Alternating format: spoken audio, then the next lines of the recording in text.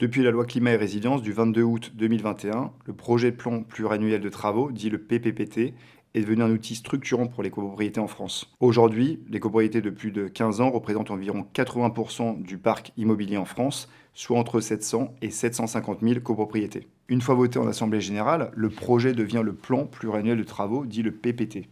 Il devient un outil essentiel dans la gestion de la rénovation énergétique. Il a trois objectifs: permettre la conservation de l'immeuble, d'améliorer la note de performance énergétique et de veiller à la sécurité des occupants. La souscription d'une assurance dommage-ouvrage devient alors un outil et un levier essentiel dans le bon déroulement des travaux, notamment autour de la rénovation énergétique. Le but recherché est de pouvoir renforcer la confiance et la qualité du projet. Les projets de rénovation énergétique sont un véritable parcours du combattant pour le gestionnaire de copropriété. Ils sont longs et souvent complexes, et il se doit d'être accompagné par un professionnel. Le plan pluriannuel donc, de travaux est un outil essentiel pour nous en qualité de syndic, qui nous permet d'avoir une vision globale du bâtiment, aussi bien pour son impact énergétique que son impact technique. Nous avons une enveloppe financière qui permet aux copropriétaires de se projeter dans l'avenir pour la valorisation de leur bâtiment. Et bien sûr, en notre qualité de syndic, nous veillons à conseiller nos clients sur la souscription d'assurance obligatoire dommage-ouvrage en fonction de la nature des travaux.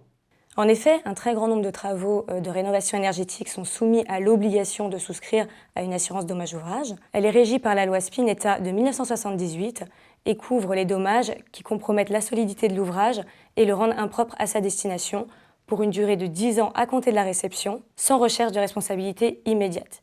C'est une assurance de préfinancement qui permet de réagir en situation de crise. Alors les freins rencontrés sont souvent liés à la complexité des documents à fournir, à la fiabilité des entreprises choisies pour réaliser les travaux qui engagent leur responsabilité décennale ou encore au coût de la prime dans la maîtrise des budgets. Pour autant, l'assurance dommage-ouvrage est bien plus qu'une obligation légale. C'est un outil stratégique pour les copropriétés, une sécurité pour les syndics et également une garantie de sérénité pour les copropriétaires.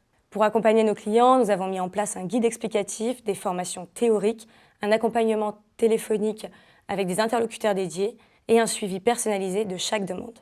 Nous mettons également à disposition une plateforme digitale pour simplifier la souscription et le suivi des dossiers. L'assurance dommage-ouvrage est peut-être mal comprise par les copropriétaires. Lors des assemblées générales de nos copropriétaires, nous expliquons le caractère obligatoire de l'assurance dommage-ouvrage et la sécurisation pour eux du préfinancement des travaux avant toute recherche de responsabilité.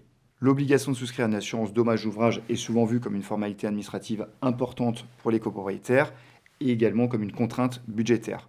Pourtant, on l'a vu, elle prend véritablement sens dans la sécurisation des travaux engagés. On pense que l'intégration dans le plan pluriannuel des travaux ferait véritablement sens puisqu'elle permettrait, dès la phase de conception des projets, de pouvoir sensibiliser le propriétaire sur l'importance de souscrire à cette assurance obligatoire et de pouvoir pérenniser les travaux engagés dans le temps.